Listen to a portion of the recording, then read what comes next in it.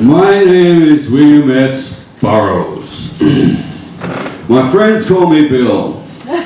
You can call me William. I'm your naked lunch for the evening. I co-founded the Beat Generation along with Kerouac and Ginsberg. I've lived a life of heroin addiction and debauchery. I don't apologize to no one who I am. I was around before your grandparents, and I'll still be around after. Many more years after. That's enough of me. Let's get this show started. Yeah. I sing a song that was written in 1925. And I collaborated with Tom Waits. And it's called Tain't No Sin. When you hear sweet syncopation and the music softly moans, it ain't no sin to take off your clothes and dance around in your bones. When it gets too hot for comfort and you can't get an ice cream cone, it ain't no sin to take off your clothes and dance around in your bones. Just like the bamboo babies down the sea-sink tropic zone, it ain't no sin to take off your clothes and dance around in your bones. Thank you.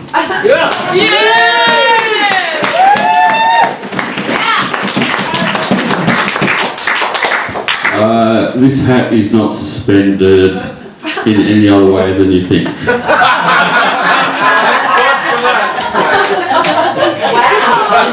My first poem for this evening is called Words of Advice for Young People. People often ask me if I have any words of advice for young people. Well, here are simple animations for the young and the old. Never interfere in a boy and girl fight. Beware of whores that say they don't want money. The hell they don't. What they mean is they want more money. Much more. If you're doing business with a religious son of a bitch, get it in writing. Its word isn't worth shit, not with the good Lord telling you how to fuck you over on the deal. Avoid fuck-ups. You all know the type. Anything they have anything to do with, no matter how good it sounds, turns into a disaster. Do not offer any sympathy to the mentally ill. Tell them firmly, I am not paid to listen to this dribble, you terminal fool. Now some of you may encounter the devil's bargain if you get that far. Any old soul is worth saving to lease to a priest. But not every soul is worth buying. So you can take it as a compliment.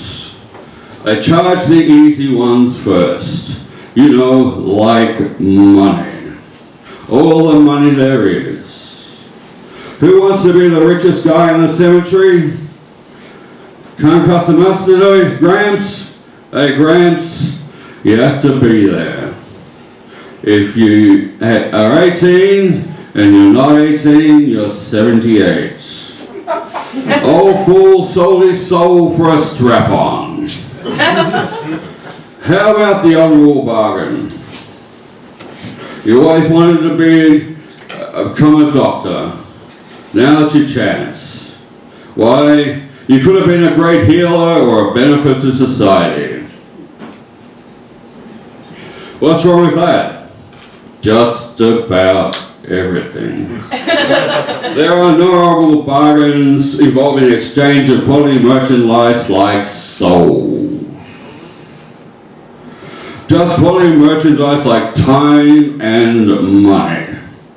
So piss off, Satan, and don't take me for dumber than I look. An old junk pusher told me, what choose money you take on. Thank you.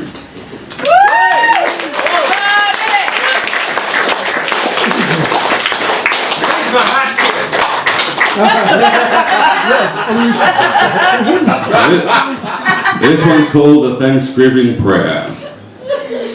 Thanksgiving Day, November 28, 1986.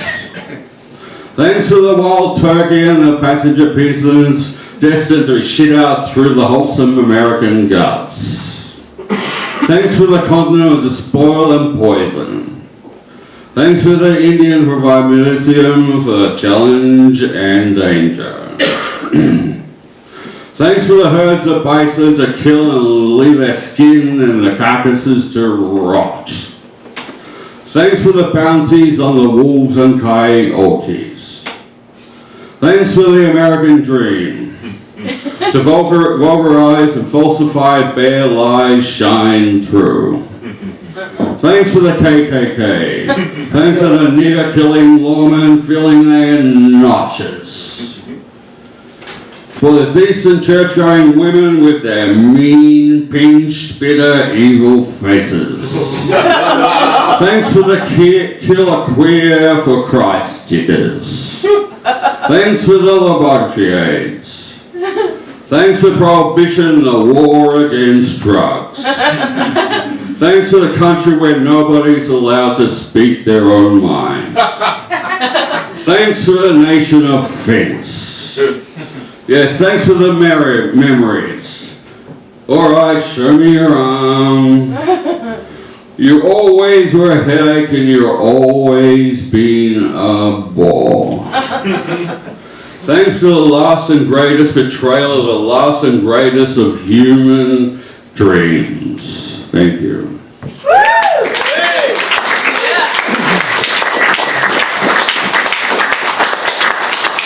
My hat is still suspended. I think Burroughs makes me happy. Mildred Pierce reporting. I was there, I saw it. I saw women thrown down on Fifth Avenue and raped in their mink coats by blacks, whites, and yellows, while street urchins stripped the rings from their fingers. A younger officer stood by. Aren't you going to do something? I demanded. He looked at me and yawned.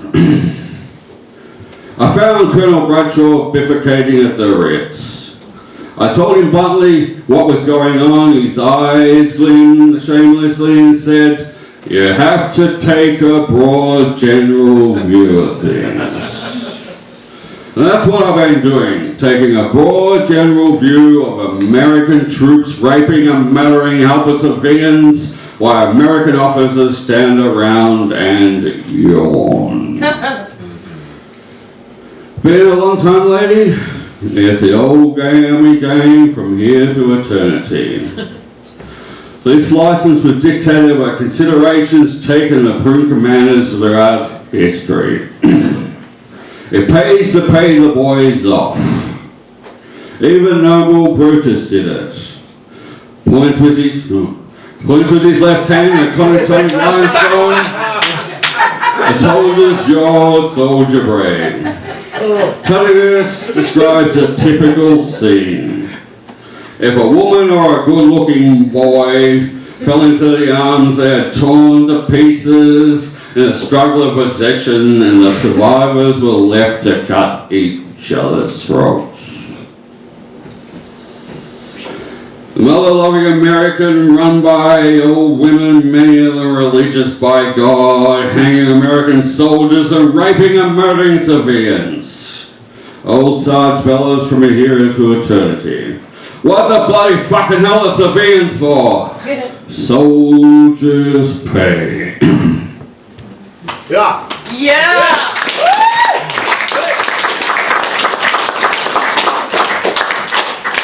Do you want to find out about the hat? This one's called Dr. Benway Operates. The laboratory's been locked for 3 hours solid. I think they're using it for an operating room. Nurse, I can't find a pulse, Doctor. Dr. Benway. Maybe she's got it up a snatch in her finger stall. Nurse, adrenaline, doctor. The night porter shut it off for kicks. He looks around and picks up one of those rubber vacuum cups and the end of the stick and the unplugged toilets. He advances on the patient. Make an incision, Dr. Lymph. As his tall assistant, I'm going to massage the heart.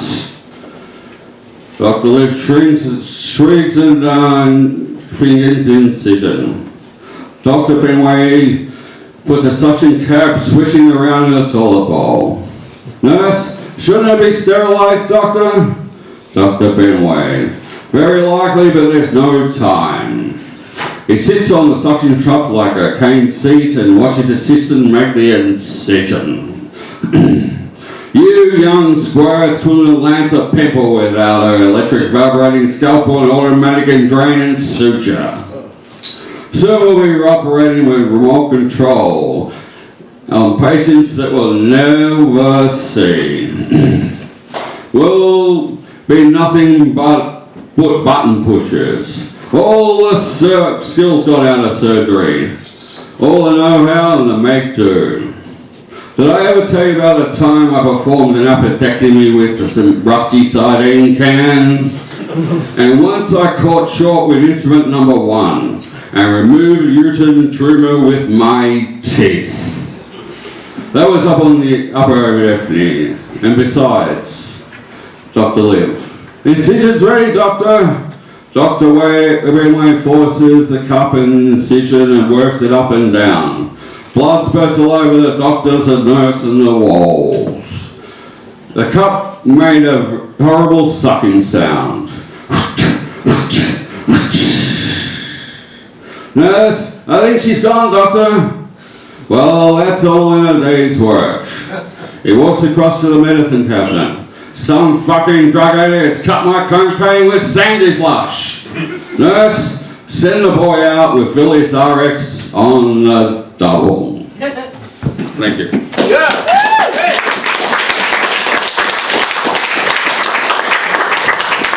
That's the end of my set. Our next talent to that and works has been summarised as a clumsy account of his death. In 1849, at the age of 40, he is discovered wandering the streets of Baltimore in an abandoned state of distress. Dragged to Washington Medical College. He communicates only Lord, help my poor soul, before dying of what variously and numerously reported to be suicide, heart disease, brain congestion, syphilis, cholera, tuberculosis, political prescription, rabies, alcoholism, and or drugs. He last speaks in a bar shouting for an unknown man. Sorry.